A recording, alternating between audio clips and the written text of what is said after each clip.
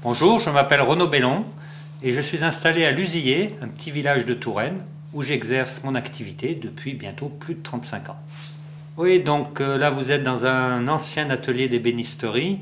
Je dis ancien parce que c'est vrai que pendant 30 ans, bientôt 35 ans, j'ai effectué dans cet atelier de la restauration de meubles anciens, 18e, 19e.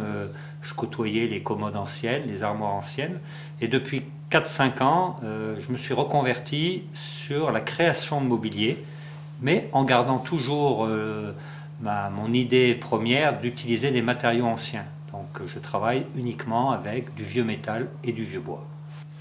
Donc la difficulté un petit peu dans les choix des matériaux, c'est que dans la mesure où je veux travailler avec des matériaux anciens, je ne cherche pas à les réutiliser après passage dans des machines, je cherche à garder la patine ancienne des vieux bois.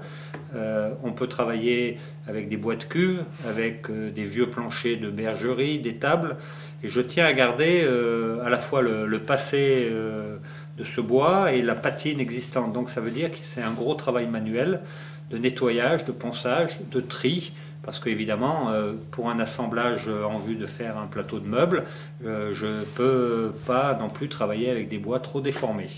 Quant au métal, je cherche principalement des pièces qui datent de l'époque Eiffel, parce que c'est porteur de quand même tout un patrimoine industriel intéressant.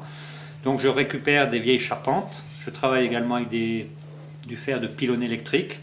Alors évidemment, là encore, la difficulté, c'est souvent d'être obligé de redresser le matériau pour pouvoir le réemployer, pour faire quelque chose qui se tient, et également mettre en valeur le vécu du matériau, et ça c'est principalement le polissage. Oui, là je suis en train de travailler sur un fauteuil qui assemble vraiment les deux matériaux que j'aime bien travailler, c'est-à-dire à la fois le vieux métal et le vieux bois. Et j'ai pu constituer un matériau en fait homogène où le métal est réellement encastré dans le bois. Et ça c'est quelque chose qui me plaît bien. Ensuite au niveau de sa forme, c'est vrai que j'ai travaillé en collaboration avec un client qui m'a demandé un travail très spécifique, un fauteuil qui soit adapté à son mal au dos. Donc j'ai fait une assise légèrement inclinée vers l'avant, ce qui est tout à fait contraire à ce qui se fait d'habitude, mais c'est aussi l'intérêt de la création, c'est de pouvoir sortir des sentiers battus.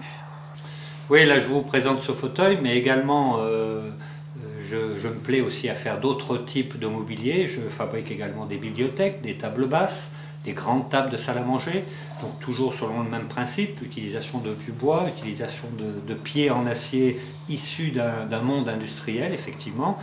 Ce qui veut dire d'ailleurs que j'ai une clientèle très variée. Le style industriel ne convient pas forcément qu'à des lofts. J'ai également des clients qui adaptent ce mobilier fait avec des matériaux de récupération.